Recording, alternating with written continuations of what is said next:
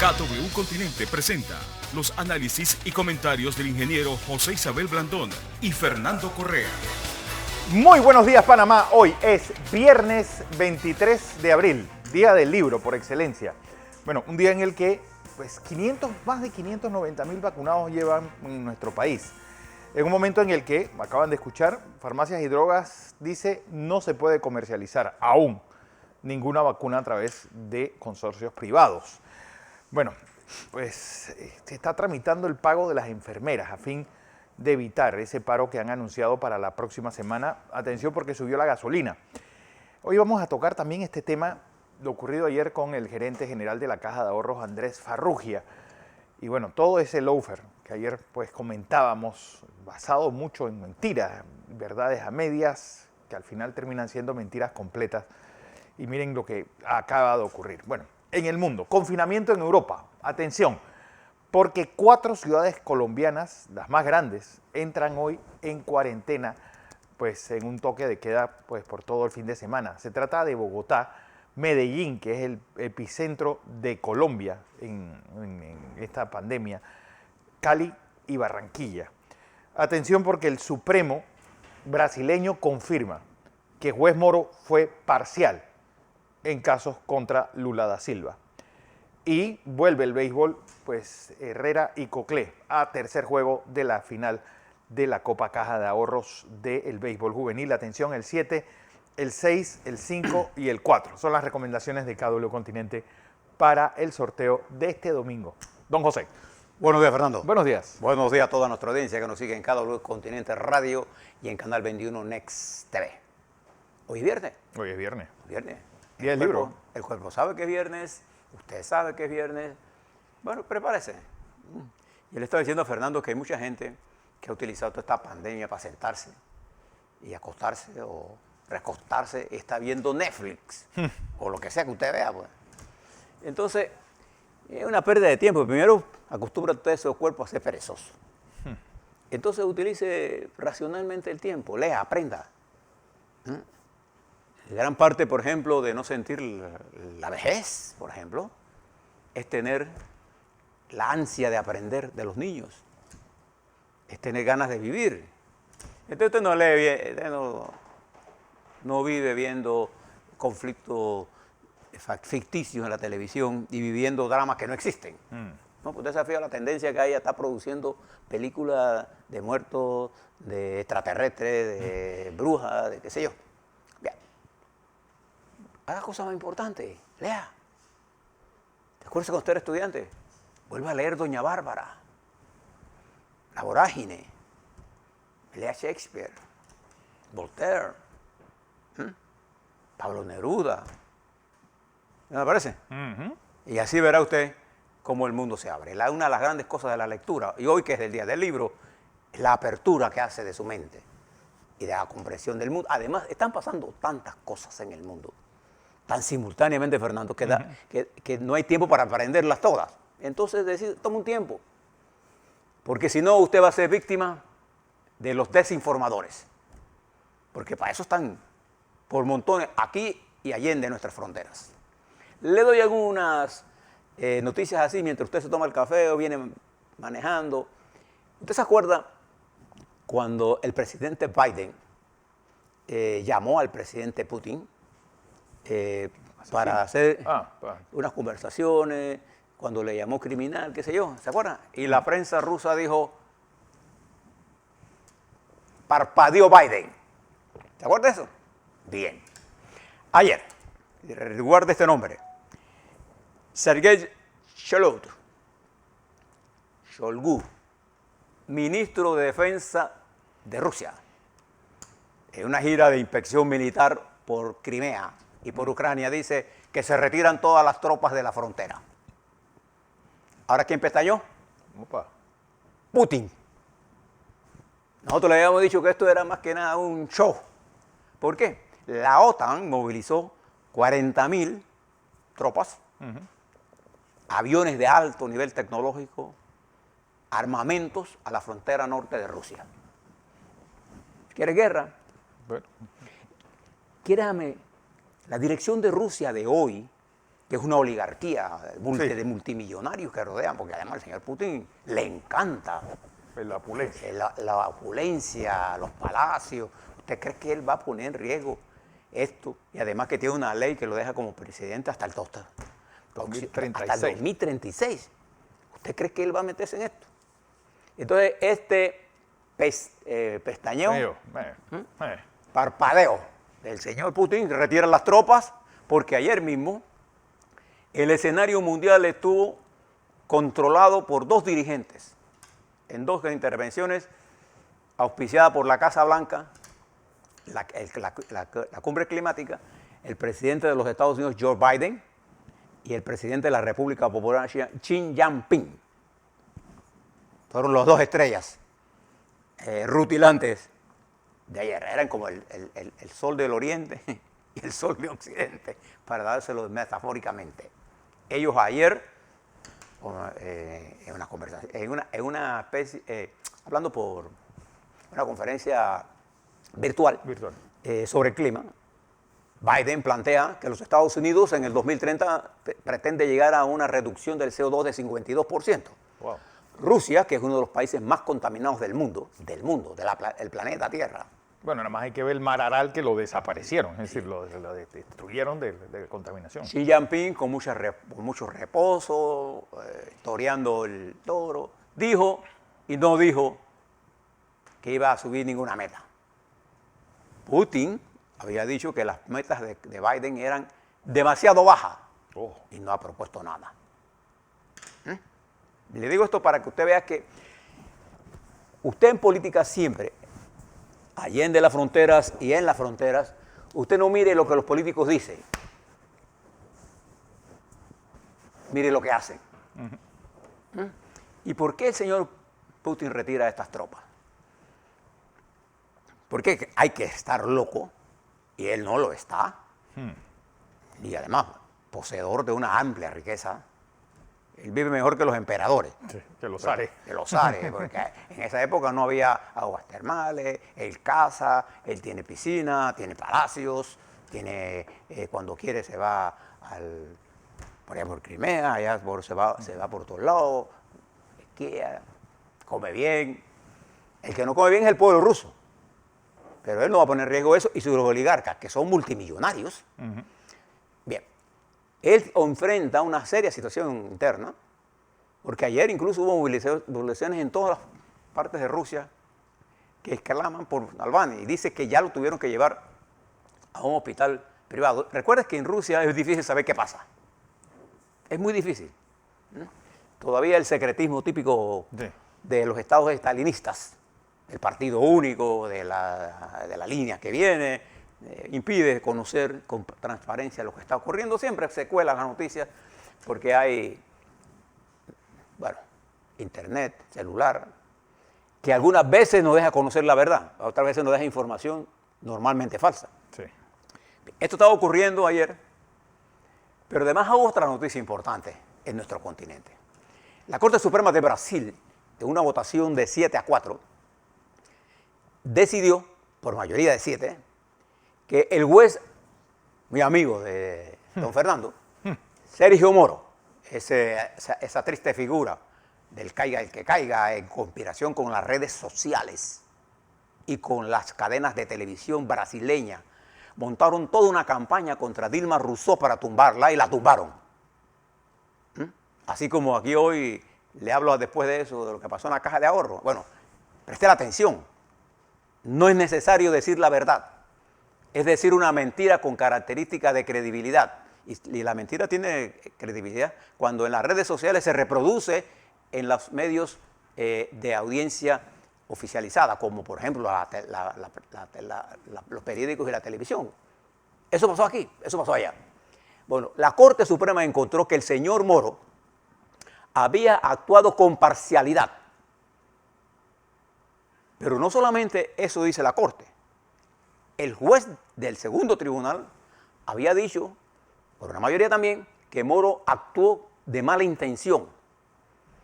Y los informes filtrados a los medios por entrega que hicieron a la gente a las redes sociales indicaban las conversaciones que el señor Moro tenía con la Fiscalía para ponerse de acuerdo de cómo eliminar al señor Lula da Silva. Bueno, un poco lo que hicieron Cuiro, Varela, Pielzarín, la prensa, ahí está. Ese esquema que se llama en inglés lawfare y que es el uso de la justicia como instrumento político, la Corte Suprema de Brasil, no el Partido Comunista Chino ni el Partido Comunista, no, la Corte Suprema de Justicia de Brasil, la misma Corte que se prestó para todo esto. ¿Y qué produjo ese lawfare en Brasil? A Bolsonaro. Ese es un parto ese es un monstruito que le tocó a ellos. Ahora le salen huyendo. Porque en el mundo de la política, sobre todo de la política, de este tipo de política, del poder matraqueado y no del poder del pueblo, ¿sí? Allí lo que ha pasado es que Bolsonaro, con más de 8.000 militares en los puestos de dirección, se ha tomado la democracia. Y otra cosa que le quiero decir, vaya usted a escucharlo ayer, hablando en la cumbre climática, el Bolsonaro, alguien le escribió lo que dijo porque él no cree nada de lo que está ahí. Ni siquiera se atrevió a pedir los 10.000 millones. Y dijo que él iba a controlar los incendios y la deforestación de la Amazonia, él, cuando él ha sido uno de los grandes propiciadores de todo lo que está ocurriendo. Ese desastre de la Amazonia, ese desastre sanitario. Entonces este mundo que se abre ahora, también es un mundo de alta confrontación.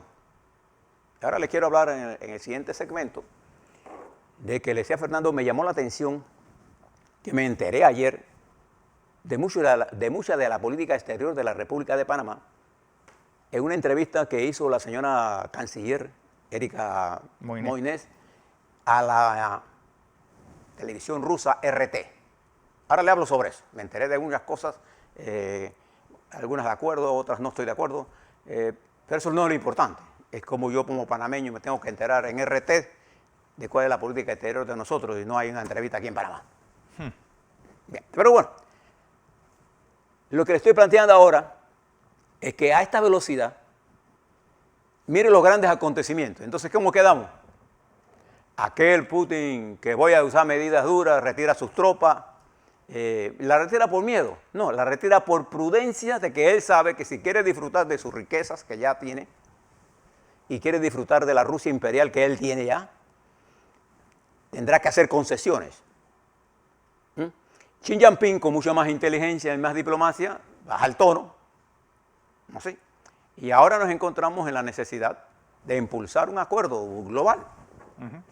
Se los dejo ahí un momentito, porque quiero hablarle del COVID. Y si me ayuda Fernando, sí, veamos algunas cifras internacionales y les quiero destacar lo siguiente, antes que Fernando me dé la primera cifra. Rusia tuvo ayer, India, 323.000, rompiendo un nuevo récord de positivos. Y el caos de la India de ese subcontinente es abrumador. 332.500. 332.000, perdón, tiene toda la razón. Positivos. Ya en 5 días lleva 1.500.000 de positivos solo la India. A ver, denos por favor, Fernando, los datos mundiales. Mundiales, 145.725.645 casos totales. Hay 3.102.989 fallecidos. Hay 32.669.879 casos activos. Hay 747.024.569 vacunados en el mundo. Podemos llegar a los 1.000 millones antes del próximo martes. 2.13 de tasa de letalidad. ¿Cuántos casos positivos tiene Estados Unidos? Estados Unidos hoy amanece con 6.843.355 casos positivos. Ayer se sumaron 66.677 con 901 fallecidos. Hay una tasa de letalidad de 1.79. Y fíjese, preste la atención a Colombia. Colombia... Hoy confinan las 4 ciudades más importantes. Y Colombia ya sobrepasó los 70.000 muertos en 402 días de pandemia. 70.026.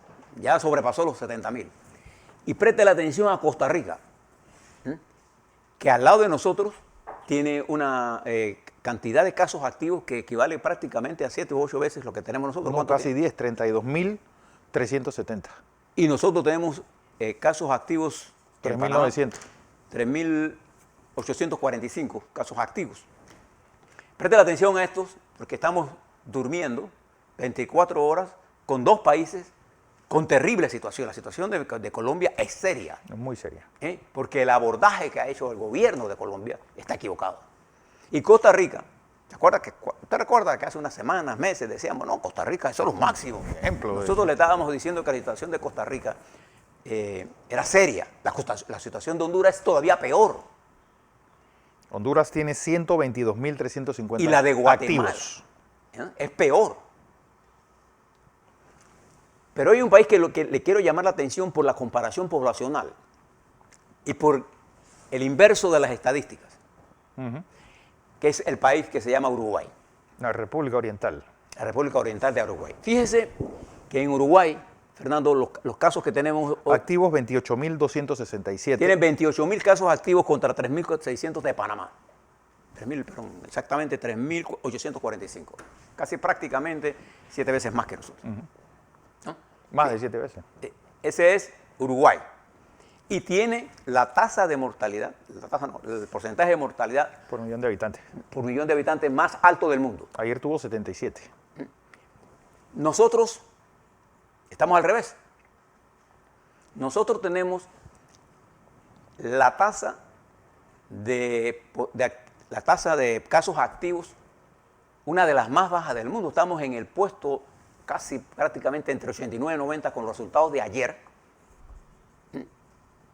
Hablo de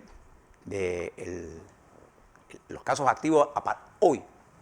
Pero si usted mira los casos en los 400 y tantos días de pandemia, nosotros estamos en el lugar 14. Pero para el análisis de la guerra, uno tiene que tener claro, no la totalidad, sino donde yo me encuentro en el estado actual de la guerra. Es la guerra de hoy la que me interesa. Lo que pasó en el transcurso de los 400 y tantos días es importante para el análisis de qué cosas hicimos mal o bien. En este momento lo que interesa es el frente de guerra y los resultados de la guerra ahora mismo. Esto es lo que interesa. Las batallas pasadas servirán de referencias. Por eso es que es importante que cuando usted lea informes epidemiológicos, vi en la prensa, por ejemplo, la tendencia a decir, bueno, que como que a nosotros nos gustaría estar mal. Sí. A mí me gustaría que todos los países del mundo estén bien, yo soy al contrario. Pero hay que entender las estadísticas. La dinámica del virus no se entiende con la historia. La dinámica del virus se va entendiendo en la medida que él muta, él se transforma y nosotros cambiamos nuestras estrategias. El mundo, o sea, si usted mira aquellos países que se durmieron en su laurel, Verbigracia, la India, Uruguay, Centroamérica, Costa Rica, Centroamérica. Todos han pagado un precio. Nosotros, que pagamos un precio al principio, aprendimos, hicimos los ajustes estratégicos, tenemos los mejores indicadores de hoy. Ahora, algunos de ellos, vistos en el transcurso del tiempo, son difíciles porque aprendimos de algo que no sabíamos. Le digo esto para decirle que la situación de Chile es extremadamente grave, no solamente por la pandemia. Ayer se aprobó la Cámara la salida del 10% más, son 17.000 millones más, unido a los 35.000 millones de dólares del Fondo de Reserva de la Seguridad Social. Y esto va a ser un hueco importantísimo en las finanzas chilenas y su capacidad para ir a los mercados internacionales. Pero además de eso, Chile está... El sector de los diputados está promoviendo un impuesto a la riqueza. Y ayer había un gabinete urgente porque el presidente Piñera le quedaba la opción de ir a la Corte, pero eso es el revolú. Porque una vez que se toma una medida populista esta en un país que está pasando de las cosas más terribles que usted se imagina, no solo por la pandemia, sino por un modelo económico exclusivista, que dejó a ricos a los ricos y muy pobres a los pobres. Cuando vino la pandemia, lo que hizo fue que los pobres y la clase media sintieron en su corazón este golpe y han tenido que recurrir a los fondos de ahorro. Sí. Pero toda esa gente que hoy se está usando su fondo de ahorro, ¿qué hará en el futuro? ¿No? Entonces, fíjese Chile, fíjese Argentina, en el conflicto que está. Fíjese Perú, no hay oxígeno. En la India no hay oxígeno. Tanques de oxígeno. Sí, y las 4 ciudades colombianas, la que menos tiene es Barranquilla, que tiene el 88% de su capacidad hospitalaria ocupada. Es decir, se ha confinado a estas ciudades porque todas tienen, incluso el caso más extremo es Medellín, que tiene el 99% de su capacidad hospitalaria ocupada. Así que más o menos tenemos al vecino con esos números, don José. Sí, y fíjese, para que usted tenga ahora una visión global, ¿a qué nos estamos enfrentando? Nos estamos enfrentando a una guerra múltiple, una guerra real, una guerra biológica, que es el COVID-19, sí. El SARS-CoV-2 y sus variantes. Es una guerra biológica en que el mundo, por esta pandemia, está enfrentada. Y en muchos lugares estamos perdiendo, en muchos lugares estamos ganando. En los Estados Unidos, el señor Biden ha vacunado 218 millones de norteamericanos. Recuerde que él completó los 200 millones de su mandato, sí, hace unos días, pero había unos 15 o 16 millones que se habían hecho ya durante la administración Trump. Por eso que la cifra es superior a los 200 millones, porque ya había. Él está hablando de los 200 millones que se ha hecho este 28 de abril, se cumple sus 100 días de mandato. ¿Lo ha hecho excelentemente en el COVID? Yo creo que sí.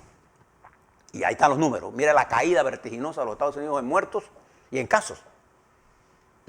Con una población de 328 millones de 328 habitantes, los Estados Unidos tiene hoy una media de 400, 500 muertos.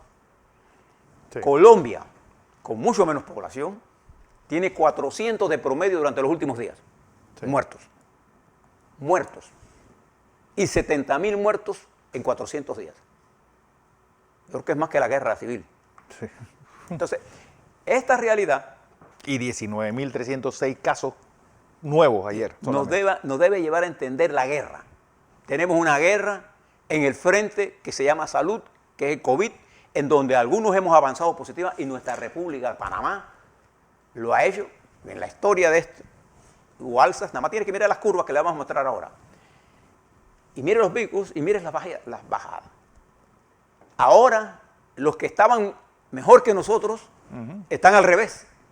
Esta curva usted la puede virar y es Uruguay. Sí. Entonces, y Costa Rica. Y Costa Rica, la puede virar. Entonces, hay que entender la dinámica de esa guerra.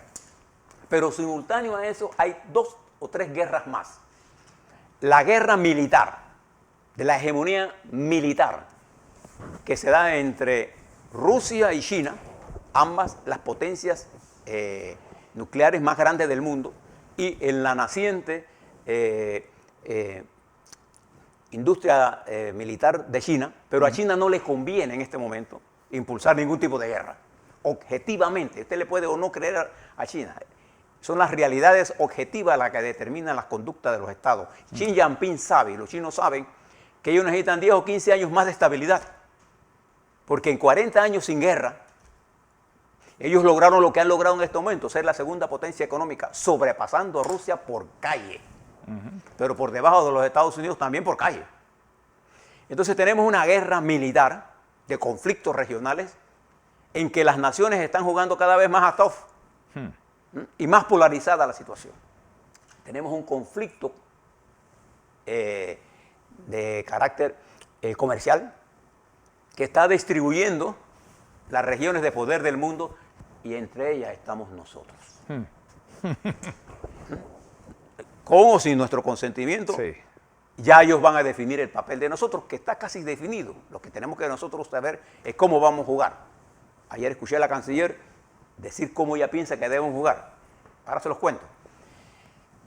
Y la cuarta guerra es la guerra de la mala distribución de la riqueza. Es decir, los pobres reclamando el espacio que los multimillonarios, como Gates, Zucker, Gates, ¿no? Y las grandes fortunas del mundo han hecho, y el capital financiero mundial, versus el mundo en general, la clase media europea, la clase baja y media china, la clase pobre y casi media de Rusia reclamando espacios que Putin le niega por la acumulación de riqueza de sus oligarcas, la mala distribución y el decaimiento de los procesos democráticos en todo el mundo, sí, incluyendo los Estados Unidos. Ese es el escenario en el que estamos. Y en ese escenario necesitamos mucha inteligencia, mucho estudio e incorporar los mejores talentos para poder en nuestro país sacar las ventajas de la nueva situación que le dan a Panamá una posición única dentro de la región latinoamericana y centroamericana. A la vuelta, vamos a hablar de COVID y le voy a hacer algunos comentarios del informe de la OPS, interpretado a su manera por algunos medios, sin entender la dinámica y sin entender lo que en epidemiología se conoce como la dinámica, en este caso del virus, porque es lo que hay que entender, la dinámica del virus. Eso es lo que hay que entender. Al comprenderla, sabemos dónde estamos parados. Le voy a hablar sobre dos cosas. La entrevista que hizo la señora canciller a RT, la televisión rusa, y una entrevista que hizo Pedro Miguel González ante el foro en la mesa de periodistas en TVN, en donde habla de los conflictos internos del PRD con el presidente de la República. A la vuelta. Así es.